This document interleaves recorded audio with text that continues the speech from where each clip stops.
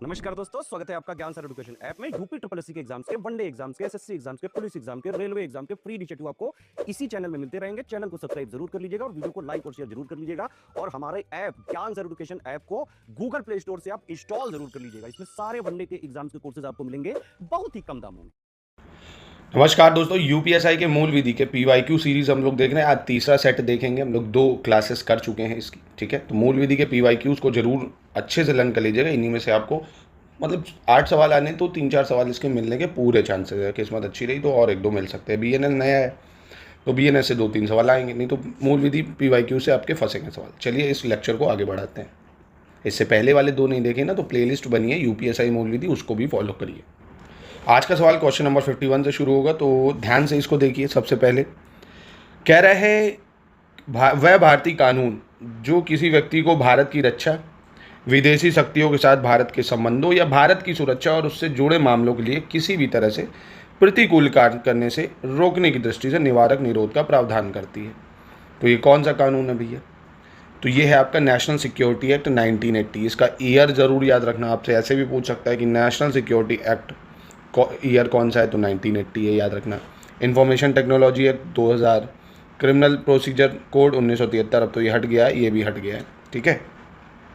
इसके बाद कह रहे हैं universal declaration of human rights was adopted by UN general assembly in the year. मानव अधिकारों की सार्वभौमिक जो घोषणा है, इसको संयुक्त राष्ट्र महासभा द्वारा कब अपनाया गया था? तो इसको अपनाया गया था कब? 1948 को, है ना। तो आप देख रहे हो लगातार ये तीसरी क्लास आज मैं ले रहा हूँ। ह्यूमन राइट्स पे बहुत सवाल आते हैं, तो इनको आपको अच्छे से करना है, ठीक है। और करना कहाँ से? ज्ञान सर एजुकेशन ऐप पे हमारा कोर्स चल रहा है पूरा यूपीएसआई का। ज्ञान सर डिस्काउंट, आपको कूपन कोड लगाना होगा। ज्ञान सर डिस्काउंट है ना, बिना किसी स्पेस के 99 रुपीज़ का है मात्र। टेस्ट की प्रैक्टिस करनी है तो 49 रुपये के अनलिमिटेड अटैम्प्ट है। 30 टेस्ट मिल रहे हैं लेटेस्ट एंड पैटर्न के ऐप में ही। तो ज्ञान सर एजुकेशन ऐप पे चले जाओ, ले लो उसको, नोट्स वगैरह सब है उसमें। क्वेश्चन 53 कह रहा है PIL in India context of. भारतीय संदर्भ में पीआईएल क्या है भाई? एक न्यायिक रूप से व्यक्त तथ्य है, संविधान में प्रदान किया गया है या विकासशील अवस्था में, या आम नहीं है। तो इसका सही उत्तर क्या हो जाएगा? तो ये भाई देखो, न्यायिक रूप से व्यक्त तथ्य यानी ज्यूडिशली कंस्ट्रक्टेड फिनोमिना है ना। पीएन भगवती इसके जनक कहे जाते हैं। तो पीआईएल पब्लिक इंटरेस्ट लिटिगेशन। फिर है कह रहे हैं unauthorised access to a computer is a crime of, यानी किसी भी कंप्यूटर तक अनधिकृत पहुंच क्या है? एक अपराध। मतलब पैच, हैकिंग, डाटा इंक्रिप्शन या फायरवॉल। तो ये कंप्यूटर से रिलेटेड सवाल कह सकते हो, हैकिंग है ना। मतलब unauthorised access to computer is a crime of hacking. Hacking कहलाएगा ना कि आपको अधिकार नहीं, फिर भी आप उसके कंप्यूटर को हैक कर रहे हो। हैक जैसे व्हाट्सअप कर रहे हो किसी का कोड बिना उसकी परमिशन के, ये सब एक तरह से अपराध है, ठीक है। आपको बहुत तगड़ी सज़ा हो सकती है इसमें। फिर कह रहा है महिला कर्मचारियों द्वारा रोकथाम, निषेध और निवारण अधिनियम 2013 के तहत दायर यौन उत्पीड़न की शिकायतों के निवारण के लिए प्रत्येक संगठन द्वारा किसी समिति का गठन किया गया है। तो इसके लिए किस समिति का गठन किया गया है? इसके लिए गठन किया गया था दोस्तों इंटरनल कंप्लेंट कमेटी या आंतरिक शिकायत समिति का, ठीक है, आंतरिक शिकायत समिति। फिर कह रहे हैं इन पुलिस सिस्टम एफआईआर का मतलब क्या है भैया? इसका फुल फॉर्म बताना। देखिए एकदम नॉर्मल सवाल है। तो फर्स्ट इन्फॉर्मेशन रिपोर्ट एफआईआर होती है भाई, ठीक है। फिर कह रहा है which of the following act was enacted to prohibit sex selection and female feticide in India, यानी भारत में लिंग चयन और कन्या भ्रूण हत्या को प्रतिबंधित करने के लिए कौन सा अधिनियम बनाया गया है? तो ये भी टू द पॉइंट याद रखना, पूछा जा सकता है। ये है आपका preconception and prenatal diagnostic technique 1994, यानी गर्भधारण पूर्व प्रसव पूर्व निदान तकनीक अधिनियम 1994। समय जरूर याद रखना, आपसे इन कानूनों के समय भी पूछे जा सकते हैं, ठीक है। इसके बाद कह रहा है उत्तर प्रदेश भूमि राजस्व अधिनियम निम्नलिखित में से किस वर्ष स्थापित किया गया था? लैंड रेवेन्यू एक्ट यूपी में। तो यूपी लैंड रेवेन्यू एक्ट कब आया था? 1901 में आया था। कब आया था यूपी लैंड रेवेन्यू एक्ट? 1901 में।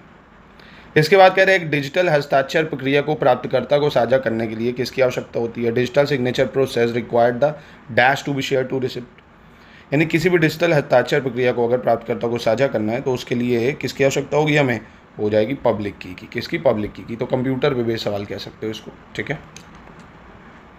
किसी या किस अंतर्राष्ट्रीय दस्तावेज को सभी मानव जाति के लिए अंतर्राष्ट्रीय मैग्ना कार्टा कहा जाता है ना। विच international document is called international Magna carta for all Mankind. तो ये कौन सा है भाई? Universal declaration of human right, यानी मानवाधिकारों का सार्वभौम घोषणा पत्र। सबसे फेवरेट टॉपिक है यूपीएसआई का मानवाधिकार या ह्यूमन राइट्स। दबा के सवाल पूछते हैं और सबसे ज़्यादा मानवाधिकार का हनन भी यही लोग करते हैं। चलो फिर कह रहा है when did the foreign trade act came into force, विदेश व्यापार अधिनियम कब लागू हुआ भाई? तो foreign trade development and regulation act ये कब लागू होता है? तो ये हुआ है 1992 को। कब हुआ है? 1992 को। इसके बाद कह रहा है लैंड सीलिंग रिफर्स टू, भू हदबंदी निम्नलिखित में से किसे संदर्भित करती है भाई? लैंड सीलिंग का मतलब क्या है इनमें से? उस अधिकतम सीमा का निर्धारण जिससे अधिक कोई भी किसी भी प्रकार की भूमि नहीं रख सकता, पहली बात। उस न्यूनतम सीमा का निर्धारण जिससे अधिक कोई भी किसी प्रकार की भूमि नहीं रख सकता है। निश्चित सीमा का निर्धारण जिससे कोई भी आर्द्र भूमि नहीं रख सकता है, या उस अधिकतम सीमा का निर्धारण जिससे अधिक कोई भी कृषि भूमि नहीं रख सकता है। तो आपको थोड़े थोड़े से डिफरेंट बजेस में दिख रहा होंगे। तो इसका ऑप्शन ए है, fixation of maximum limit beyond which nobody can hold any land, है ना, यानी उस अधिकतम सीमा का निर्धारण कर दिया कि आप उससे ज़्यादा भूमि नहीं रख सकते, तो लैंड सीलिंग है। 63 में कह रहा है किस आयोग को यौन अपराधों से बच्चों का संरक्षण अधिनियम 2012 के कार्यान्वयन की निगरानी का उत्तरदायित्व सौंपा गया है? Which commission is interested with the monitoring the implementation of protection of children from sexual offence act? तो पॉस्को की बात करा 2012। तो इसका सही उत्तर क्या हो जाना चाहिए? ये हो जाएगा national commission for protection of child right के तहत, ठीक है, यानी बाल संरक्षण आयोग, राष्ट्रीय बाल संरक्षण आयोग, ठीक है, याद रखिएगा इसको। ब्रिटिश औपनिवेशिक सरकार द्वारा आपराधिक जनजाति अधिनियम किस वर्ष में पारित किया गया है? In which year was the criminal tribe act passed by British colonial government? तो क्रिमिनल ट्राइब एक्ट कब आया था ब्रिटिश कॉलोनियल गवर्नमेंट में? तो ये 1871 में आया था। ब्रिटिश औपनिवेशिक सरकार द्वारा आपराधिक जनजाति अधिनियम 1871।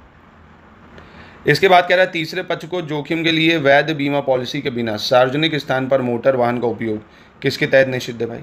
Use of motor vehicle in a public places without a valid insurance policy against a third party risk, है ना, अगर आप बिना इंश्योरेंस के चलते हैं तो ये कौन सी धारा के अंतर्गत अपराध आएगा? तो मोटर व्हीकल एक्ट 1988 की जो सेक्शन 1646 क्लॉज 1, अगर आप थर्ड पार्टी इंश्योरेंस जो है इसके अगेंस्ट चलते हैं तो ये इसके तहत अपराध आएगा, धारा 146। कौन सी धारा? 146 क्लॉज 1, ठीक है। फिर कह रहा है OTT प्लेटफॉर्म जो है इंटरनेट के माध्यम से दर्शकों को सीधे पेश की जाने वाली स्ट्रीमिंग मीडिया सेवा का संक्षिप्त नाम क्या है भाई? जो OTT है इसका फुल फॉर्म क्या है? ये भी देखिए एकदम आसान सवाल है, मतलब साधारण तर्क से हो जाता है। ये ओवर द टॉप है ना, इसका फुल फॉर्म क्या है? Over the top. फिर कह रहा है dash is a central intelligence agency for all matter related to internal security including espionage, insurgency and terrorism, यानी आंतरिक सुरक्षा से संबंधित सभी मामलों जिसमें जासूसी, उग्रवाद और आतंकवाद शामिल है, इसके लिए केंद्रीय खुफिया एजेंसी कौन सी है भाई? तो इसके लिए कौन सी खुफिया एजेंसी है? तो इसके लिए खुफिया एजेंसी है हमारी IB, इंटेलिजेंस ब्यूरो, ठीक है। चलो, कह रहे हैं schedule tribe prevention act was passed in the year, यानी अनुसूचित जाति और अनुसूचित जनजाति अधिनियम किस वर्ष पारित हुआ था भाई? SC/ST atrocities act. तो ये पास हुआ था 1989 को। कब आया था? 1989 को पारित हुआ, 1989, ठीक है।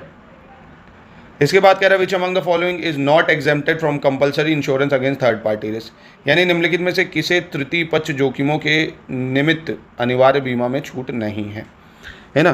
किसे तृतीय पक्ष जोखिमों के निमित्त अनिवार्य बीमा में छूट नहीं मिलेगी? प्राइवेट व्हीकल को, स्टेट गवर्नमेंट व्हीकल को, म्यूनसिपल गवर्नमेंट अथॉरिटीज़ को, या सेंट्रल गवर्नमेंट व्हीकल को।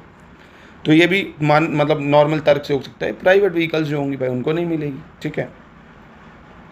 फिर कह रहा है इंटरनेट पर साइबर अपराधों को अपराध के आरोप से उचित संरक्षण प्रदान करता है कौन?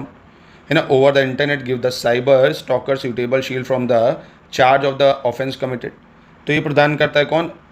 एनोनिमिटी। कौन करता है? एनोनिमिटी या अनामिकता। इसके बाद कह रहा है which of the following PIL refer to right to livelihood, right to livelihood या निम्नलिखित में से कौन सी जनहित याचिका जीवन के अधिकार को संदर्भित करती है? तो इसका ये आपको केस याद रखना होगा, Olga Tellis versus Bombay municipal corporation है। तो केसेस से भी सवाल बनते हैं, तो इस तरह के सवालों के लिए परेशान नहीं होना, एक आना है, आप स्किप भी कर सकते हैं, क्योंकि सब कुछ कवर करने के चक्कर में रहेंगे तो कुछ नहीं हो पाएगा ना। उतना ले थाली में जितना आपके पेट में आ जाए, है ना, तो कहते हैं ना उतना ले थाली में वेस्ट ना जाए नाली में। तो आप स्मार्ट स्ट्रैटेजी से उतना कवर करिए जितने में आपका कट ऑफ निकलना है। 140 में 140 कहना 160 प्रश्न है, 60 करने नहीं है। अगर 130 का टारगेट आप लेके चलते तो इनफ है, तो 30 प्रश्न तो आपको छोड़ने हैं, तो इसी तरह के प्रश्न मान लीजिए। चलो, which among the following does not include grievous hurt, मतलब निम्नलिखित में से किसमें गंभीर चोट शामिल नहीं है? तो देखो इसमें भाई, सिर या चेहरे की स्थायी विरूपता यानी परमानेंट डिसफिगरेशन ऑफ हेड और फेस, नपुंसीकरण करना, गर्भपात का कारण एक अस्थि की संधि च्युति यानी डिसलोकेशन ऑफ बोन। हिंदी देखो, एक अस्थि की संधि च्युति यार चूती क्या नाम है यार, चलो अच्छा। तो खैर गर्भपात का कारण है ना, कॉजिंग मिसकैरेज, इससे आप देखेंगे गंभीर चोट शामिल इसमें कोई नहीं होगी भाई। फिर है dash maintains the copies of every document register with him at taluka level, यानी तालुका स्तर पर उसके साथ पंजीकृत प्रत्येक दस्तावेज की प्रतियों को रखता है। कौन रखता है, ये काम किसका होता है, तो ये काम होता है सब रजिस्ट्रार का। किसका होता है, उपपंजीयक या सब रजिस्ट्रार का।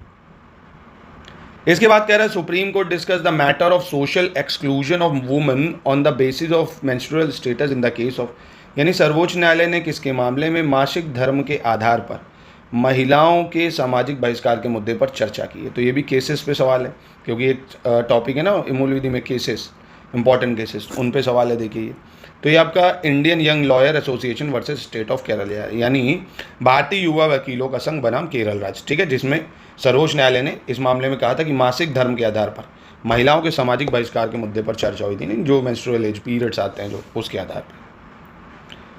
और इसको आप ऐसे केरल करके लिंक कर सकते हो। केरल में एक मंदिर था ना, आपको याद होगा अगर, सबरीमाला टेम्पल, उसको लेके बड़ा विवाद चल रहा था कि मेंस्ट्रुअल महिलाएं पूजा नहीं कर सकती, तो ऐसे लिंक कर सकते हो। Bill of right is the collective name for the first 10 amendment with in the constitution of, यानी किसके संविधान में या किस देश के संविधान में पहले 10 संशोधन के लिए सामूहिक नाम बिल ऑफ राइट्स दिया गया था। तो बिल ऑफ राइट्स आपको पता होगा बहुत ही फेमस है, जहाँ से हमने अपने फंडामेंटल राइट्स भी लिए, तो वो यूएसए है ना, बिल ऑफ राइट्स बोलते हैं वहाँ फंडामेंटल राइट को। तो आज का लेक्चर को यहीं करते हैं समाप्त, मिलते हैं अपने कल लेक्चर मतलब नेक्स्ट लेक्चर में। आप अपने प्लीज़ यूपीएसआई की तैयारी को जोर दीजिए, क्योंकि पेपर की पूरी तैयारी दिसंबर की ही है।